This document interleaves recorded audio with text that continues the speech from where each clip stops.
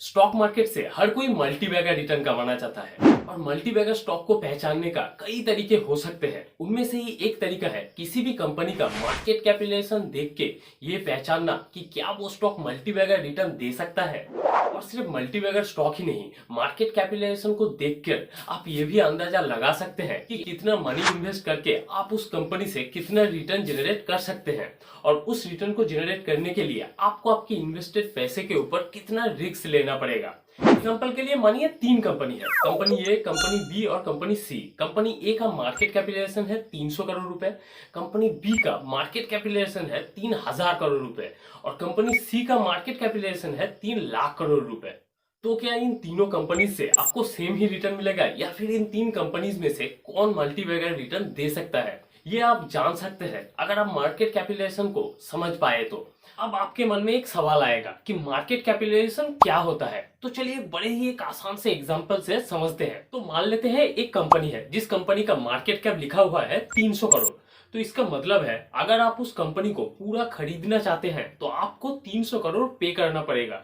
इसका मतलब market capitalisation होता है उस कंपनी का टोटल वैल्यूएशन। अगर एक रियल एग्जांपल ले तो रिलायंस ग्रुप का एग्जांपल लिया जा सकता है। रिलायंस ग्रुप का मार्केट कैपिटलाइजेशन है 15,93,635 करोड़ रुपए, जो होता है डॉलर टर्म में करीब 200 बिलियन डॉलर। तो इसका मतलब है अगर कोई बड़ा इन्वेस्टर, इलॉन मस्क जैसा बड़ा इन्वेस्टर जैसे ट्विटर को खरीद लिया था, ऐसा कोई बड़ा इन्वेस्टर आके अगर रिलायंस ग्रुप को खरीदना चाहता है तो उसे करीब 200 बिलियन डॉलर पे करना पड़ेगा रिलायंस ग्रुप को, तब जाके वो रिलायंस ग्रुप का मालिक बन पाएगा। तो चलिए अब मार्केट कैपिटलाइजेशन के फॉर्मूला के बारे में जान लेते हैं। देखिए मार्केट कैपिटलाइजेशन का फॉर्मूला बड़ा ही आसान है। टोटल आउटस्टैंडिंग शेयर को करंट शेयर प्राइस से अगर गुना किया जाता है तब जाके निकलता है मार्केट कैपिटलाइजेशन। तो मान लेते हैं किसी कंपनी के पास 1 लाख शेयर है जिसमें से 30% प्रोमोटर के पास है, मतलब 30,000 शेयर प्रोमोटर के पास है, 30% शेयर रिटेल इन्वेस्टर के पास है, मतलब आपके और मेरे जैसे इन्वेस्टर के पास 30,000 के करीब शेयर है।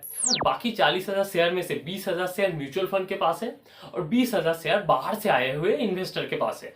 तो टोटल मिला के होते हैं 1 लाख शेयर, 30,000 प्रोमोटर के, 30,000 रिटेल इन्वेस्टर के और 40,000 म्यूचुअल फंड के और बाहर से आए हुए इन्वेस्टर के।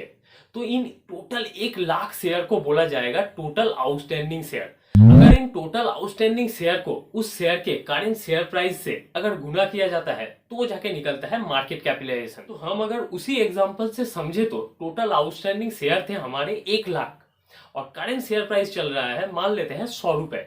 तो हमारा मार्केट कैपिटलाइजेशन होगा टोटल आउटस्टैंडिंग शेयर को गुना किया जाएगा करंट शेयर प्राइस से, जो निकलता है करीब 1 करोड़ रुपए, मतलब 1 करोड़ रुपए होंगे उस कंपनी का मार्केट कैपिटलाइजेशन है। तो मार्केट कैपिटलाइजेशन क्या होता है ये तो हमने समझ लिया, मगर एक सवाल अभी भी रह जाता है कि कैसे मार्केट कैप को देखकर हम किसी शेयर को देखकर समझ जाएंगे कि इस स्टॉक से हमें मल्टीबैगर रिटर्न मिल सकता है। तो ये हम कैसे मार्केट कैप को देखकर समझ सकते हैं, तो इसके बारे में और भी डिटेल में बात करेंगे मार्केट कैपिटलाइजेशन सीरीज के अगले पार्ट में। वहां पे मैं ये भी बताऊंगा कि कैसे मार्केट कैप को समझकर मैंने एक मल्टीबैगर रिटर्न कमाया था। सो वीडियो अच्छा लगा है तो एक लाइक कर देना, शेयर कर देना और कृपया चैनल को सब्सक्राइब करना। तो